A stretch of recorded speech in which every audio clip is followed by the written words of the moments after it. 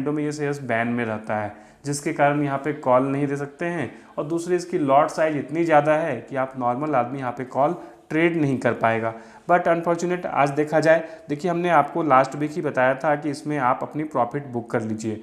हमने आपको 10 रुपये 45 पैसे पे प्रॉफिट बुक करने के लिए राय दिया था, क्योंकि बहुत ज़्यादा दिन से इसको होल्ड करते करते करते हमने इसको एग्जिट करने के लिए आपको बोला था। अब प्रॉब्लम ये है कि बहुत सारे लोगों के पास ऑलरेडी वोडाफोन आइडिया है। एटलीस्ट वो इन्वेस्टर जो अभी नए नए मार्केट में आए हैं लॉकडाउन के दौरान, उनके पास तो 100% है। हर एक आदमी ये सोचता है कि मैं इसको 8 रुपये पे लूँ और यहाँ से मल्टी बैगर बना लूँ। ठीक है, तो देखिए ये मल्टी बैगर जो लोग सोचते हैं उसके लिए मैं एक बार फिर से आपको याद दिलाता हूँ। देखिए अभी जो हम ऑप्शन की सीरीज चला रहे हैं, जिसमें मैं आपको अभी हाल में 26,000 का कॉल, जो आपको हमने 55 और जो 20,000 का पुट था 55, दोनों में दिखाया था। और अप्रॉक्स टोटल बेनिफिट देखेंगे तो 11 to 12 टाइम्स का बेनिफिट उसमें हुआ था। आज फिर से हमने पेड क्लाइंट्स को बताया है ये 2 स्ट्रेटजी, इसको एक बार आप देख लीजिए, फिर हम आगे बात करते हैं।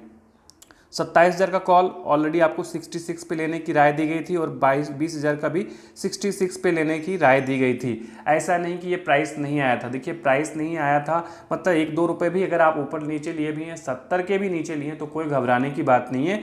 ठीक है, आपने यहाँ पे होल्ड किया है, अच्छी बात है। इसको हम अभी होल्ड करेंगे। कहाँ पे एग्जिट करेंगे मैं आपको पेड टेलीग्राम में बता दूंगा।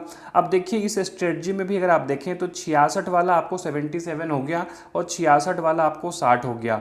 इधर देखेंगे 11 रुपये का बेनिफिट, इधर देखेंगे -6, तो ओवरऑल देखें तो +5 है। ठीक है, नाइट में अगर हम टाइम डिके का अगर थोड़ा सा वैल्यू नीचे भी आती है तब पर भी हम नो प्रॉफिट नो लॉस पे खड़े हैं और हम उम्मीद करते हैं कि इसमें 200 रुपये के टारगेट आराम से मिलने चाहिए।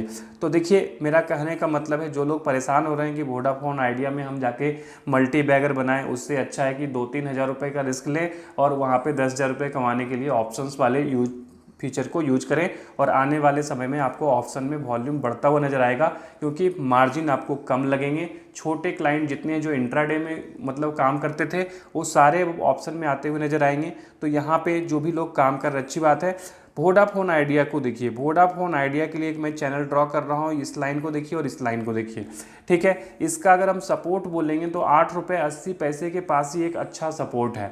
ठीक है, अगर इसको रिवर्सल आना भी होगा, वैसे तो अगर देखा जाए तो देखिए जो AGR की जो हियरिंग हुई और इसके बाद जो निकल करके आया, इसमें इनको 10 साल का समय मिल रहा है, उसमें इनको पेमेंट एडवांस में करना है। तो देखिए दिक्कत की बात क्या है कि इनकी एक्सपेक्टेशन थी कि हमें पहले 20 साल मिलेगा, फिर थी कि 15 साल मिलेगा, वो 15 साल नहीं मिला, 10 साल मिला, जिसके कारण आपको ये डाउनफॉल देखने को मिल रहा है। तो कोई बात नहीं, सबसे पहले देखिए चीज़ देखिए कि पॉजिटिव क्या है, टाइम मिला पहली पॉजिटिव चीज़ है। बट इस पर बात नहीं बनेगी। प्रॉब्लम क्या होगा, भारतीय एयरटेल देखिए ज़बरदस्त तेज़ी हुई। हाल में मैंने आपको पहले ही बताया था कि 500 के पास लेंगे, 1000 रुपये आराम से आपको अगले 18 महीने में मिल जाएंगे। बट अगर हम देखें रिलायंस जियो के लिए पॉजिटिव है, भारतीय एयरटेल के लिए पॉजिटिव है। और अगर हम बात करें वोडाफोन आइडिया के लिए, वोडाफोन आइडिया के लिए निगेटिव नहीं है, पॉजिटिव ही है। बट इनकी एक्सपेक्टेशन थी कि इनको 15 साल का समय मिलेगा, इनको 10 साल का समय मिला। सबसे बड़ी बात यह है कि इनको समय मिला। अब इनको क्या चाहिए, इनको ये चाहिए कि मेरा पेमेंट किस टाइप से हो, AGR का पेमेंट कैसे हो, स्पेक्ट्रम सेल करके हो या कोई नया इन्वेस्टर आए। तो यहाँ पर भी नया इन्वेस्टर आएगा, समय लगेगा, वो कब आता है इस चीज़ पे आपको फोकस रखना चाहिए। अगर आपने इसको long term point of view से ख़रीदा है तो आपका एक ही चीज़ पे ध्यान देना चाहिए कि कोई इन्वेस्टर आ रहा है क्या। जैसे हाल में आज से 2 महीने पहले गूगल का नाम चल रहा था, फिर गूगल का कैंसिल हो गया। अब उसके बाद कोई नोटिफिकेशन अभी तक क्लियर नहीं हुआ कि कोई इन्वेस्टर आ रहा है या नहीं आ रहा। अगर कोई इन्वेस्टर आता है तभी ये शेयर्स आपको बूम करता हुआ नज़र आएगा।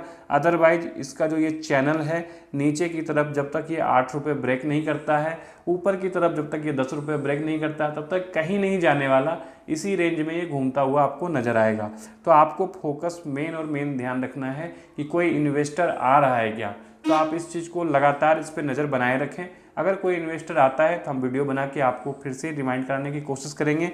अदरवाइज जिनके पास ऑलरेडी पोजीशन है, कुछ लोग ऑलरेडी पोजीशन कल फंसे होंगे, आज भी फंसे होंगे, 10 रुपये से ऊपर फंसे होंगे, उनको एक ही चीज़ करना चाहिए। जब ये निचली लाइन पे मिले आपको 8 रुपये के पास, आप एवरेज करके एग्जिट करने की कोशिश करेंगे अगर आपका short term point of view है। अगर long term point of view से है, मैंने इसको 8 रुपये पे लिया, 4 रुपये पे लिया, 5-6 रुपये पे लिया, कहीं पे भी लिया और मेरा नज़रिया एटलीस्ट 3 साल का है, 2 साल का है, तब आप बने रह सकते हैं। और ऊपर की तरफ देखिए कि अगर कोई short term investing point of view से है तो आपको परेशानी होगी। अगर आपका long term point of view से और आपको लगता है कि यहाँ पे कोई इन्वेस्टर आ सकता है, जिसकी पॉसिबिलिटी हमें भी लगती है, अगर इन्वेस्टर आ सकता है तो हमारे टारगेट इसके लिए 25 रुपये के होंगे। अगर इन्वेस्टर आता है तो ये सब्जेक्टेड टू इन्वेस्टर है, इस चीज़ को आप ध्यान दें।